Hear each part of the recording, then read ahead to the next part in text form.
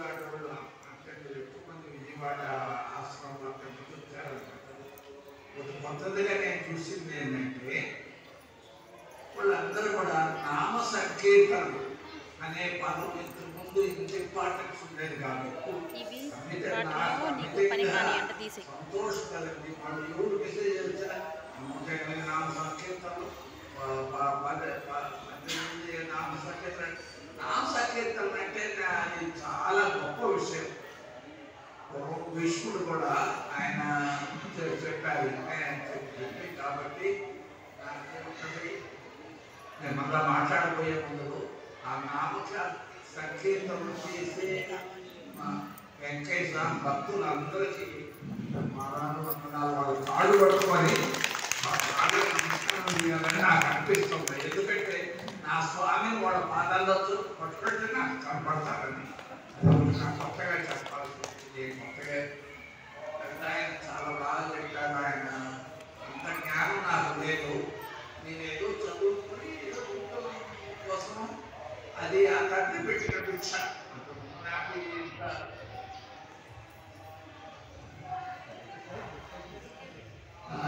చెప్పి నేను సార్ చెప్పినట్లు నేను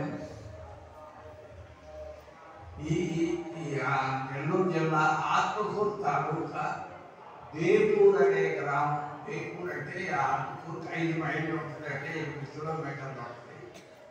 ఆడ మా ఊళ్ళో నేను చదివేటప్పుడు సింగిల్ టీచర్ స్కూల్, అంటే ఒకటే టీచర్ ఉంటాడు. ఊరించు 5 తరగతులు ఆ ఒక గదిలోనే, 1వ తరగతి, 2వ తరగతి, 3వ తరగతి, 4వ తరగతి, 5 తరగతి. ఒకరు అనుకుంటారు, ఒకరు ఎక్కడుంటారు అట్లా అందరూ. సరే, అదే అక్కడే మాకు సంతోషంగానే ఉండేది.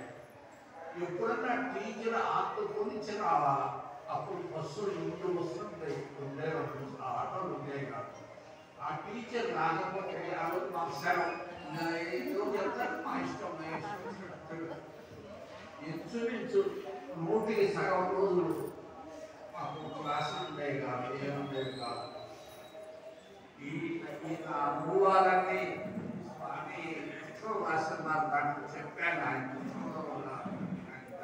రాశాను కూడా.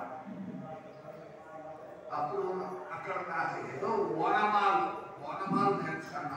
అప్పుడు ఇప్పుడు మళ్ళీ అర్థాలు కాదు. ఓనామ శివాయ శ్రీధమ్నామ అని అక్కడ ఓనమాలతో స్టార్ట్ అయ్యేది నేర్చుకున్నా. సరే, నా దురదృష్టం వస్తాను. నాకు ముందు అదృష్టం బట్టే ముందు దురదృష్టం వచ్చాను.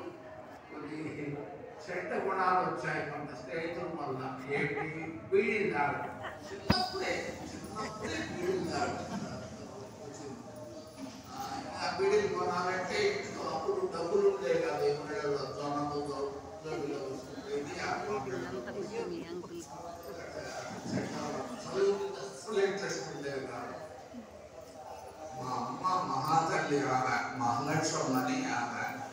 అది ఎందుకు ఏంటి చదివించాలా ఇడు అని చెప్పి ఒక పట్టుదలతో ఆమె. నేను ఇప్పుడు కూడా సత్య ప్రమాణంగా చెప్తాను, దేవుళ్ళు అందరికంటే కూడా అందరికంటే మా అమ్మ నాకు మొదటి. నేను నమస్కారం పెట్టి మా అమ్మ ధైర్యాలు పెట్టేసి నేను బ్రతుకుండేవాడిని కాదు. అంత మంచి తల్లి ఆమె. నేను చిన్నప్పుడు పడుకొని ఆ గంటగా పోతుంటే పొలంలో గడ్డి తీసుకొచ్చి పాడేసి కాళ్ళు తీసి పడుకొని మొట్టమొదటి చేసేది ఏంటంటే నా పక్క మీద చేయబెట్టి ఏదైనా పట్టు ఏం లేదు, ఏం తినవాలేదంటే తినాలని ఉంది, కానీ తిన్నాను. తిన్నాను చెప్తే మళ్ళీ పెట్టదేమని చెప్పి ఊరికి ఏంటంటే అప్పుడు మాకు పాలు కొనేవాడు కానీ అక్కడలో ఎవరు పాలగడ్డగా అయ్యేది. ఆమె బాగా బట్టి పెరుగు తీసుకొచ్చి పెడితే వారి మీద అప్పు నిలబోయేవాడిని. ఆ గడ్డి తీసుకొచ్చి పెరుగు పెట్టిందా నిలబోయేవాడు. సంతోషంగా ఉన్నాను. నాకు చదువు రాలేదే, అదే నేనే బాధపడేది కాదు. ఎందుకంటే నాకు అన్నం పెట్టే తల్లి మళ్ళీ పోకుండా బాగా ఆడతాను. నీకు ఛాన్స్ దొరికింది, ఎవరు లేడు. మా అమ్మాయి ఉందంటే మా బంధువులు ఉన్నారు. తూర్పు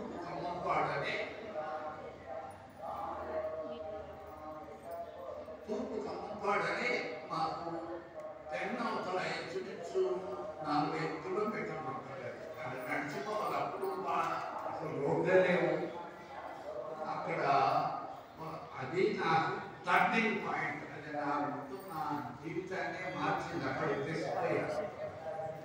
నేను ఆ ఊళ్ళో చేర్చడానికి మా పెద్ద ఒక రామశిరమాలని ఆమె పిల్లలు లేరు. నాకు అన్నం పెట్టి నేను చదివిస్తాను అని చెప్పేది. సరే అక్కడికి పోయాను. ఇక్కడ నాకు అదృష్టం పట్టింది. ఏం అదృష్టం పట్టిందంటే స్వామి కూడా అప్పుడే వచ్చాడు. అవును, మన వెంకటేశ్వరరావు గారు రావటం, నేను పోవటం రెండు ఒకేసారి జరిగింది. ఆయన ఇంటికి ఆయన ఉండే ఇంటికి నేను అన్నం తినే ఇంటికి మధ్యలో 2 ఇళ్ళు ఖాళీ. ఆయన ఒక ఎద్దుల కొట్టంలో అక్కడ ఇనప ఇది వాకిలు ఉంది. ఆఖరి దగ్గర కూర్చొని ఊరికే చూస్తాం. అదే స్వామి వారు చెప్పినట్టు మౌనం, ఊరితో కూడా పెద్ద మాట్లాడతాడు, మౌనంగా ఉండేవాడు. నేను ఫస్ట్ టైం చూసినప్పుడు నా అదృష్టం కానీ ఆయనలో చాలా గొప్పతనం చూశాను. చిన్నప్పుడు నాకు 9.5 సంవత్సరం వయసు. 9.5 సంవత్సరంలో నాకు అసలు భక్తి అంటే దేవుడు అంటే ఎంత ఏంటి, మా అమ్మ ఉంటే నాకు దేవుడు అసలు పడుతుంది. ఆయన చూసేసరికి ఒక విధమైన దేవుడు చాలా పెద్ద ఆయన ఉన్నాడని మనసులో అనుకుని ఊరుకున్నా. ఆయన ఉండేదానికి రోడ్డు చెబుతారా దోశలు కొట్టుకుని ఒక కాళమ్మ అని సంవత్సరాలు ఆమె దోశలు అనేది అనాథ 4 అంటే ₹1.54 దోశలు వచ్చాయి. అలా ఆ దోశ పెట్టావా నేను ఆ స్వామి సైడ్ చూస్తా ఉంటే ఏదో ఎక్కడో ఉంటాడు ఆయన. కళ్ళు మూసుకొని స్వామి చెప్పారు, ఆయన స్వామి మూసుకున్నట్టు. సరే ఒకసారి గంటలు తర్వాత ఆయన కళ్ళు తెచ్చి నవ్వాడు. మా పర్వాలేదు, స్వామి కూడా నా సైడ్ చూసి నవ్వాడని నేను నవ్వి దోశలు కడతాను చేయి కడుక్కొని ఇనప గేటు దగ్గర పోయి స్వామి మీరు ఎవరని అడిగారు. ఆయన ఏం చెప్పాల, నవ్వారు. మనం ఊరుకున్నాను. నేను కూడా నవ్వాను. నా పాటికి నేను వెళ్ళిపోయాను. అప్పటికి నాకు తలనీరాలు కూడా తీరా, పుట్టెట్టుకులు కూడా తీరా. ఆడపిల్లలు జడేసినట్టు ఎంటులు ఉండేవి. ఎందుకంటే మాకు ఇళ్లలో ఉండే ఒక ఇంట్లో పిల్లకాయలు ఉంటారు. ముగ్గురికి పేరు సంచి వయసు వస్తేనే ఒకసారి, అంతేగాని ఒక ఆయనకి 50 మంది ఒక ఆయన దగ్గరికి ఎన్నిసార్లు పోవాలంటే అంత ఖర్చు అవుతుంది. తీసేవాళ్ళు ముచ్చట కూడా వేసుకునేవాడు. నేను ముచ్చట కూడా వేసుకొని ఇప్పుడు ఉన్నాయో లేదా అపార్ట్మెంట్ ఆయన.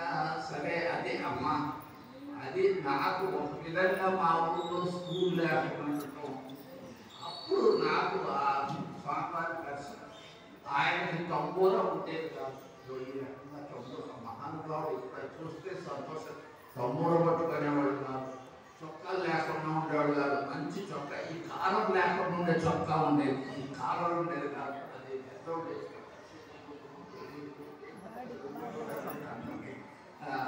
ఆ చొక్కా వేసుకున్నాడు. ఒక 3 పూట పండవ, అమలు కాదు పండవ ఆదతో చుట్టూ ఉండేవాడు. చొక్కా వేసుకునేవాడు, మంచి కట్టుకుని ఉండేవాడు. మన సాదా రైతు ఉన్నట్టు ఉండేవాడు.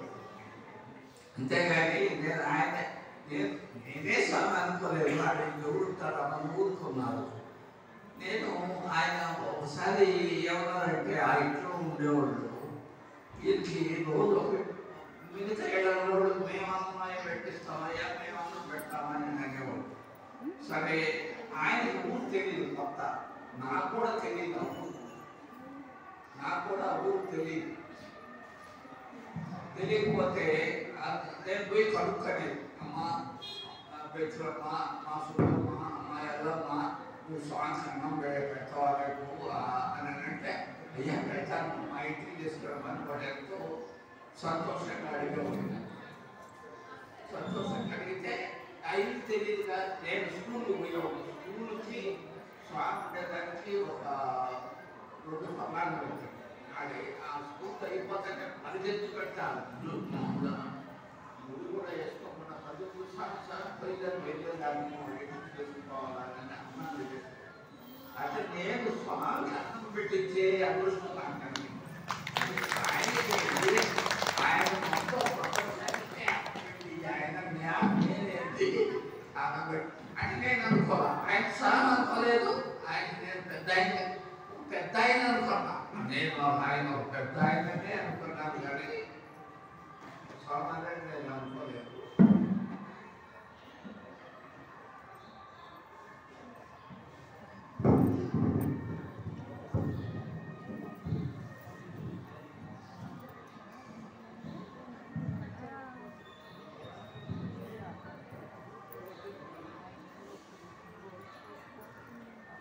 ఇట్లా కొద్ది రోజులు జరుగుతున్నది. ఆయన మధ్యాహ్నం పూట అన్నం తీసుకుపోవటం.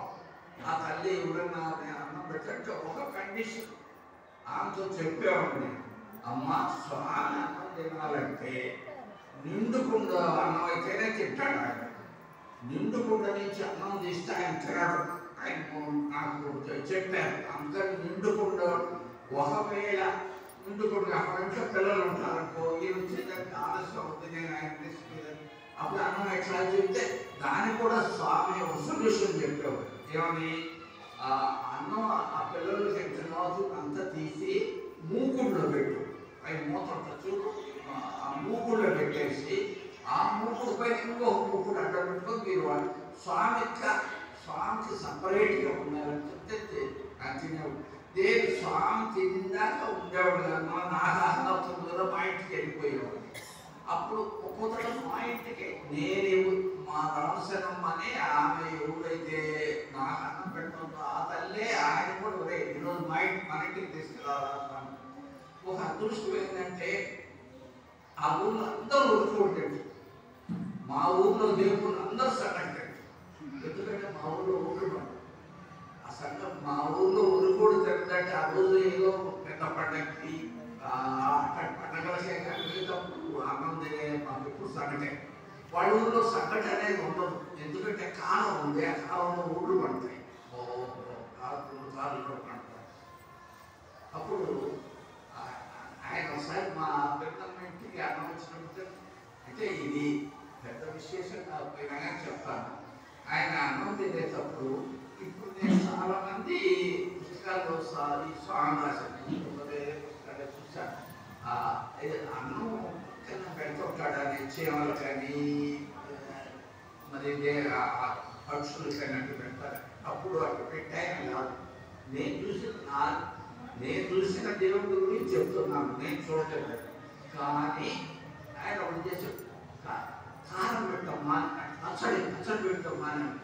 ఆ పచ్చడికి ఆయన పెద్ద పచ్చడి చేసేవాడు మధ్యలో. అది అవుతాడు. నేను చూస్తా ఉంటాను, ఎందుకు నేను ముద్ద చేస్తానంటే అమ్మ నెయ్యి కొట్టు పెట్టమ్మా. ఆయన నెయ్యి అంటే అక్కడ ఇష్టం. మనం అదే నేను ఒకవేళ దేవుని కంటే పూజిస్తే ఆయనకి నెయ్యితో పెడితే మాత్రం మహా సంతోషపడతాడు. నెయ్యితో పెడితే మరే అందుకని మీకు మీరందరూ భక్తులు పూజ చేయరు కాబట్టి మీకు చెప్తున్నాను. ఆయనకి నేను కొట్టాలని మాత్రం నెయ్యి పచ్చడి భలే ఇష్టం ఆయనకి.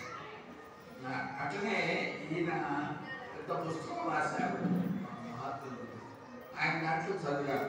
ఎక్కడో మద్రాసులో ఆయన ఒకసారి పోయినప్పుడు పచ్చి ఏల్చినట్ట తిన్నారంట. తినేసి నీళ్లు లేకపోతే సముద్రం దగ్గర పోయి నీళ్ళు తాగారు. అని నేను ఆశ్చర్యపోయాను. నేను చూడలేదు కాబట్టి నా మనసులో కోరిక ఏంటంటే నాకు ఆయనకి నైవేద్యం పెట్టేటప్పుడు వేసిన కీర్తనాలు నెయ్యి పెడితే బాగా సంతోషపడతానని నేను నా ఊహ చెప్తున్నాను. సరే ఇట్లా నాకు నడుస్తున్నాను. 4వ రోజు 5వ రోజు ఊపాడు నన్ను రమణయ్యనే పేరు పిలిచి, నా పేరు రమణయ్య, వెంకట రమణయ్య నా పేరు. అందరూ రమణయ్య అంటారు. అయితే పిలిస్తే పోయారు. ఏం అంటే నువ్వు నాతో పాటు పై దగ్గరికి వస్తావా అని.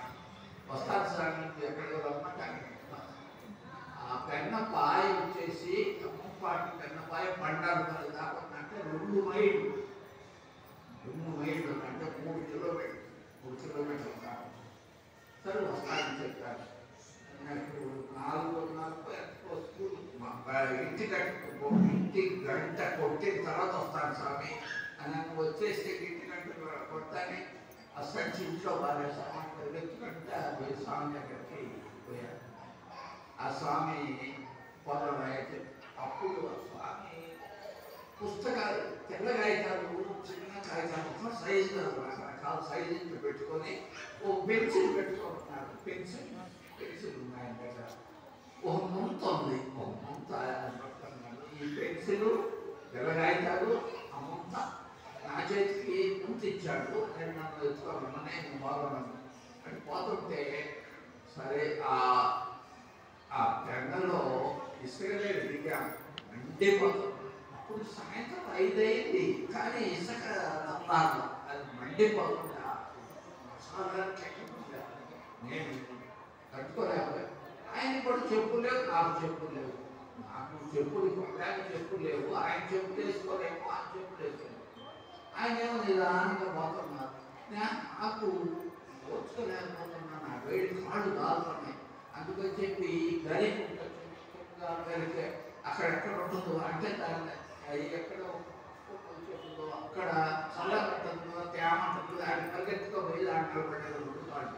అవన్న నవ్వి అవన్న ఏం చేశాడు సీట్ పెట్టుకో బాయ్యా ఏం కాదులేనంటే చల్లగా బాగా ఆయన చేయడం ఆ సాయంత్రం అంత దూరం ఇక్కడ మీకు ఒక విషయం చెప్పాలన్న అనుభవం చెప్తాను. సార్ చెప్పిన దాంట్లో బాగా ఏంటంటే ఇప్పుడు పాయింట్ పాత్ర ఉంది, పర్వం నుంచి తూర్పుపోయే పాత్ర ఉంది నీళ్లు. అక్కడ నన్ను కయ్యలు కట్టమనేవాడు. కయ్యలు ఒక 3 కయ్యలు 4 కయ్యలుగా నేను చేతితో తీసి కయ్యలు కట్టాడు. ఆ కయ్యల్లో నీళ్లు పెట్టమనేవాడు. నీళ్లు ఎందుకంటే అంటే ఆ పాయక దగ్గర ఉంది కాబట్టి నీళ్లు ఇచ్చి లేకపోతే ఇసుకలో ఇంకిపోతాయిగా అందుకని మన ఏదైనా కూలర్ తీసుకురాయ్యా మనం ఎత్తి చేయాలి. సరే అక్కడ ఒగుడాకులు అంటే మన జొన్న ఆకులు ఉంటాయి చూడు ఎండిపోయి అవి తరతత్వంగా ఈ 7 లోపలే ఇక్కడి నుంచి చూస్తే ఆ రోడ్డు దాకా మనం ఇప్పుడు ఉంటాయి చుట్టూ చూస్తే ఆడేసేసి అవి ఆయన చేసుకున్నానే పెట్టాడు. అప్పట్లో సంవత్సరానికి 2 సార్లన్నా ఒకే వచ్చాడు. కన్నా నది వచ్చేటప్పుడు విపరీతంగా కట్టెలు అవి వస్తుంటాయి. అవి కూడా తీసుకొచ్చాము. ఆయన మంటేశాడు. నేను ఇప్పటికీ చూస్తున్నాను. ఆయన నాకు చేసి కాగితాలు ఇచ్చి అయ్యా రాయ్యా కాగితాలు నాకప్పుడు 4 తరగతి కంప్లీట్ అయితే తెలుగులో కొద్దిగా బాగా రాశాను. ఏమని చెప్పేవాళ్ళు 3 కోట్ల దేవతలు తూర్పు వైపు పోతాం బయట రాయంటే ఆయన ఏం చెప్తే రాశారు. నాకు ఏం తెలియదు. ఆయన ఏమి మాటల్లో చెప్తే రాశారు. ఇటు పడవలకు పోతున్నారని ఒకసారి అటు చెప్తుంటారు. ఒక రోజు అంతా రాశాను. మళ్ళీ తెల్లవారి నేను మళ్ళీ అదే ప్రకారం చేస్తుండేటప్పుడు అప్పుడు నాకు కొద్దిగా అనుమానం వస్తుంది. ఈయన 3000 మంది దేవతల్ని ఇంతమంది నాకు చూస్తున్నారా? నాకు చెప్తున్నాను, నేను రాస్తున్నా. నేను తొంగి చూశాను. నిజంగా ఏంటంటే ఒక మాట అయ్యా కనపడవలే రామయ్యా కనపడాలని కూడా నాకు ఇంట్రెస్ట్ లేదు. సరే అంత అయిపోయి మసి అయిపోయిన తర్వాత ఢిల్లీలో కనపయ్యా. ఇప్పుడు ఇక్కడేమో కయ్యలు ఉంటాయి, ఇవన్నీ కయ్యలు దాంట్లో అంతా బూడిద కదా, ఉన్నాయో అడిలో కలుపుకున్నాను. ఆ నీళ్ళలో అవన్నీ పోయి సరే 2 రోజులు 3 రోజులు ఇట్టాయి. నాకు అనుమానం వచ్చింది. ఇప్పుడు బూడిదలు తప్ప అవి ఎలా వస్తే కోటయ్య స్వామి మనం కాకుంటే ఆయన ఒక మాట అన్నాడు. చాలా అద్భుతమైన మాట అందులో ఉంది. ఆ స్వామి కెపాసిటీ మనం తెలుసు. అయ్యా అందులో సంజీవ పుల్ల ఉన్నదేమో చూస్తున్నాను. సంజీవ పుల్ల ఉంటే నువ్వు జల్దీలో కలిపినప్పుడు నీళ్ళకి ఎదురు వస్తున్నాయా మిగతా నీటి మాత్రమే ఎవరిలో మొదలు ఎదురు వస్తున్నాయి. ఎందుకు స్వామి ఆ సంగీతం అది నీకు ఇస్తాను. నువ్వు అది వినా నీ దగ్గర ఉంటే ప్రపంచంలో నీకు ఎదురుగా ఎవరు వచ్చినా కానీ వాళ్ళకి ఎక్కడోళ్ళు ఏం కావాలంటే వాళ్ళకి సహాయం చేయొచ్చు అని. నేను తలకాయ వేసుకొని ఏంటి పెద్ద మాట్లాడినాడు స్వామి. నాకు 10 సంవత్సరాల వయసు, ఇంత పెద్ద మాట్లాడితే ఏంటి అని అనుకొని సరే నేను అన్నట్టు ఏమంటే అది మీకు ఎప్పుడు దొంగలేసుకుంటాం తొడలో పెట్టేస్తాను అని ఆ మాట కలిగి నాకు భయపడుతుంది. తొడలో ఒప్పలో పెట్టాలి. నాకు ఇంజక్షన్ వేయించుకోవాలంటే హాస్పిటల్ ఆయన తొడలో పూల పెడతానన్నాడు. మన రెండు చెట్లు పెట్టేశాడు. స్వామి నాకు స్వామి సంజీవుడు తొడలో పెట్టదు నన్ను వదిలేసేస్తాను. సరే ఏదో నేను ఒకసారి ఈశ్వరుడు ఎవరికో డబ్బులు మొట్టించి దానికి పోతుంటే అడిగితే కళ్ళు మూసుకొని గుడ్డోడు ఎట్లా కలుస్తానంటే మూట పోయినాక అదృష్టం లేదు. లేకపోతే ఈ ఇంత నేను పెద్ద చదువులు చదివి పెద్ద పెద్ద ఉద్యోగాలు చేసినారంటే ఒక్క పొలతో నేను ఎంతో ప్రపంచానికి సహాయం చేసుకున్నాను. సరే ఏదైనా ఆయన తెలుసు ఏమి కానీ దాంతో వదిలాడు. మళ్ళా రోజు మా అమ్మ వచ్చింది. మా ఊరి నుంచి వచ్చి మన శాంతి పెట్టి స్వామి మా వాళ్ళు చదువు వచ్చేటట్టు ఏదైనా దీవించి మంత్రం పెట్టు మంత్రం పెట్టు స్వామి అంటే ఎందుకమ్మా మీ అమ్మయ్య మరి చదువుతాడులే గాలిలో తిరుగుతాడులే అంటే ఆ స్వామి అభిప్రాయం ఏంటంటే నేను విమానాల్లో కూడా తిరుగుతాను. మంచి ఉద్యోగం వచ్చి విమానాల్లో మా అమ్మ ఏమనుకున్నది ఆ గాలి పల్లెలు అంటారు కదా గాలి కనడానికి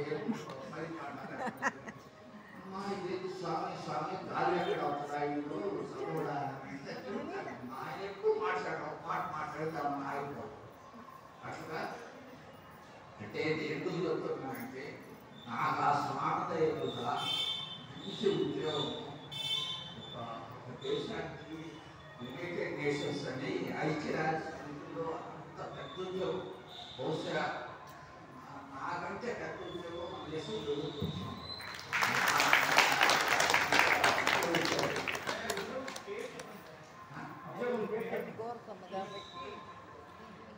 అది చీఫ్ టెక్నికల్ ఆర్గనైజర్ అంటే అడ్వైజర్ అంటే ఆ దేశానికి సలహా ఒక దేశానికి నేను సలహాదారు అంటే వాళ్ళు ఏం చేయాలన్నా నా సలహా తీసుకుంటాను. దేశానికే సలహా. మా ఊళ్ళో నేను నెల్లూరు చూసి ఎరగనయ్యా మా ఊరికి వచ్చి రైలు నాకు తెలియదు నేను చూడలే. ఎప్పుడు 10వ తరగతి చదివేటప్పుడు రైలు చూడాలని నెల్లూరు పోయాను. అప్పుడు రూపాయాచారి మా ఊరి నుంచి నెల్లూరు వచ్చి మన వ్యవసాయ పట్టుకొని లోపలికి వేసుకొని మన రైల్వే లోపలికి మధ్యాహ్నం బాగా 2 గంటల దాకా ఆ రైలు రైలు అదేదో గొప్పగా కొన్ని విమానం రక్షించానంటే అక్కడికి ఆ దేశంలో కొద్దిగా గొడవలు జరుగుతుంటే వాళ్ళు ఏం చేశారంటే అది నేను చెప్తే ఏదో గొప్పగా ఉంటుంది నాకు ఒక విమానం హెలికాప్టర్ ఇచ్చారు. నాకు ఇచ్చి నువ్వు ఎక్కడికి పోవాలన్నా ఇంట్లో పోయా. నేను ఎక్కడికి కావాలని ఆ దేశం వచ్చింది మొజాంబిక్ అని సదరన్ ఆఫ్రికా. ఆ దేశంలో భాష పోర్చుగీస్ అంటే ఇంగ్లీష్ రాదు, తెలుగు రాదు, ఇంగ్లీష్ రాదు. పోర్చుగీస్ భాష నేర్చుకున్నాను. నేను అక్కడికి పోయి పోర్చుగీస్ వాళ్ళ భాష నేర్చుకొని వాళ్ళ దేశంలో చేస్తూ వాళ్ళ దేశానికి అడ్వైజర్ అయ్యాను. అంటే సలహాదారు. చూడు నాకు ఇంగ్లీషే సగం నేను చదివింది తెలుగులో నాకు రాదు. అది స్వామి ఆయనకి ఆయన ఏం చేస్తారో కూడా ఊహించలేదు. అసలు నేను ఆయన స్థానంలో ఆయన చేస్తారని ఒక్కొక్కటే ఈ నేను ఆశ్చర్యపోయాను. నా భార్యకి ఆమెకి భక్తి ఎక్కువ. ఈ స్వామి ఎంత ఏదో పుస్తకం ఇచ్చారు ఆయన ఎక్కడికి పోయినా ఎక్కడికి పోయినా కానీ నేను హెలికాప్టర్లో పోయినా కానీ స్వామి పుస్తకం పెట్టాను. అది చూసుకున్నానంటే ఇవన్నీ ఏం సార్ మొదటి కింద యుద్ధం జరుగుతుంది. ఆ ఊళ్ళో ఎక్కువ యుద్ధాలు జరుగుతుంటాయి. యుద్ధం జరుగుతుంటే మా పైలట్ ఏమంటే సార్ మనం చాలా డేంజర్గా ఉంటాం సార్, పైకి వెళ్ళిపోవాలి అంటే పని సార్ పైకి పోతే గాలి రాదు. అక్కడ మన మిగతా విమానాలు మాత్రమే ఆపితే మనం దూరపడి నాకు ఆ ఆక్సిజన్ చాలా చొక్క బనేను అన్నీ కూడా చచ్చిపోయినాయి. ఎంత అంత అయిపోయింది, చచ్చిపోతానన్నా అప్పుడు దాకా నేను చదువుతున్నా ఎక్సైజ్ పుస్తకాన్ని గుండెల మీద పెట్టుకున్నట్టే అంటే ఇక పాల్పడిపోయినా. పైలట్ ఏమన్నాడంటే నేనేం చేయలేదు సార్, ఇచ్చినవంటే మా ప్రాణాలు కూడా పోతాయంటే మీ ఇష్టం పోయారు. ఒక 2 నిమిషాల తర్వాత ఆ యుద్ధం డ్రోన్ దాటిపోయాం. యుద్ధం డ్రోన్ దాటిపోయాం. అప్పుడు అన్నాడు పైలట్ సార్ మనం సేఫ్గా అంటే అప్పుడు ఇంటికి వచ్చిన ఆ గుడ్డలు ఇంత తడిచి స్నానం చేసుకోకుండా గుడ్డలతో కూడా స్నానం చేసుకుంటే భయపడిపోయింది. నువ్వు ఎక్కడ బతికావండి ఇంత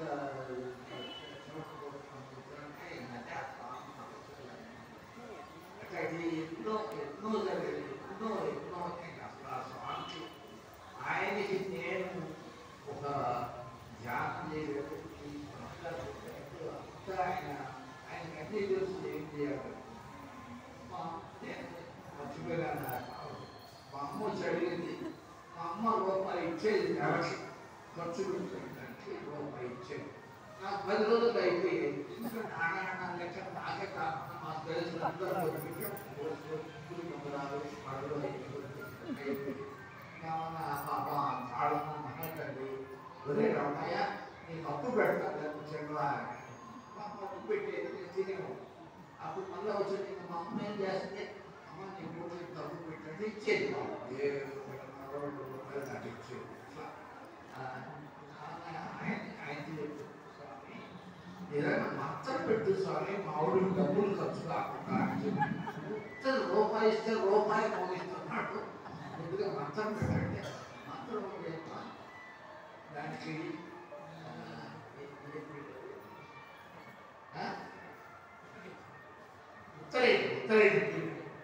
ఉత్తరేణ తీగి మొలకట్టమ్మ నీకు డబ్బులు ఖర్చు పెట్టడు అన్నీ దాచుకుంటున్నాడు. అమ్మనప్పుడు మా అమ్మ దగ్గర ఉండే కప్పులు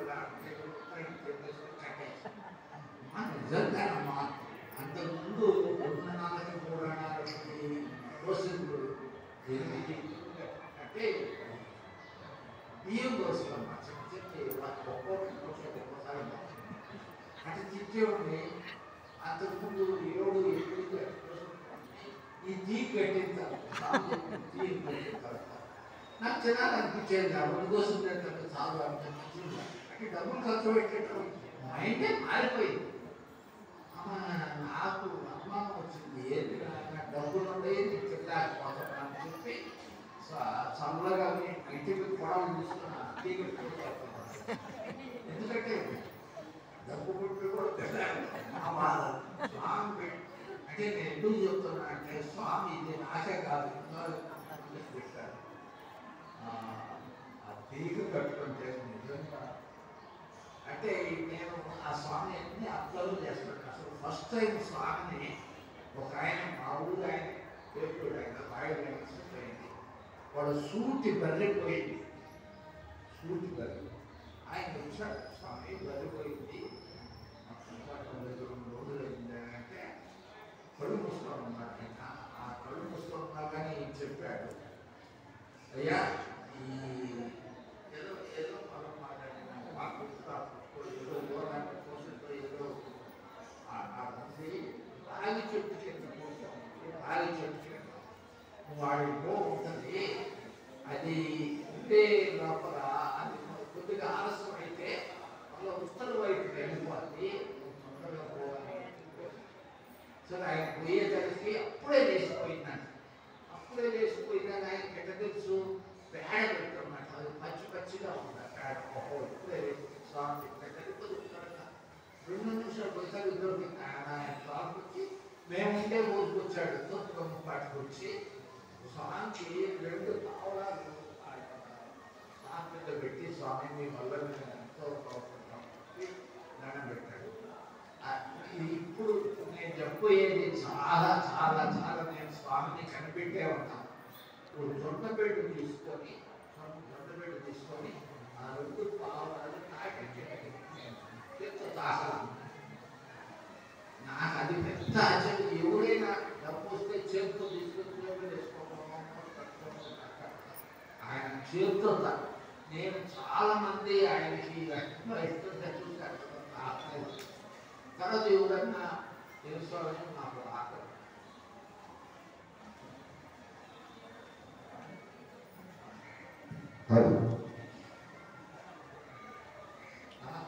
అది ఆఖరి అయ్యేవాడు వస్తే ఒక పావురాలు తీసేవాడు ఇచ్చేవాడు. ఇట్లమ్మ ఆయన ఎంతో నేను ఆయన చూస్తున్నాను. నేను స్వామి కాదయ్య స్వామి అని చెప్పి ఇట్లాంటి చాలా జరిగింది. ఆ దినం ఈ రోజు కూడా సత్య ప్రమాణంగా అది అర్థం. నేను ఆయన అడగకపోయినా నాకు ఏమి కావాలన్నా కానీ, అంటే నాలో శక్తి అక్కడికి ఏం లేవమ్మా, నేను అది గొప్పలు చెప్పుకోవాలి. నాకు ఏం కావాలన్నా కానీ నా మనసులో తలుచుకుంటే ఆ వెంటనే అయిపోయేటట్టు చేస్తాను. వెంటనే ఇది ఆలస్యం ఆయన విషయంలో నేను బతుకుతున్నాను. ఎక్కువగా ఇప్పుడు అందుకంటే నేను ఎక్కువ ఏం చెప్పలేను. స్వామి నాకు ఆయన దేవుడు, మా అమ్మ నాకు దేవత. ఈ 2 చెప్తే నాకు వేరే ఇది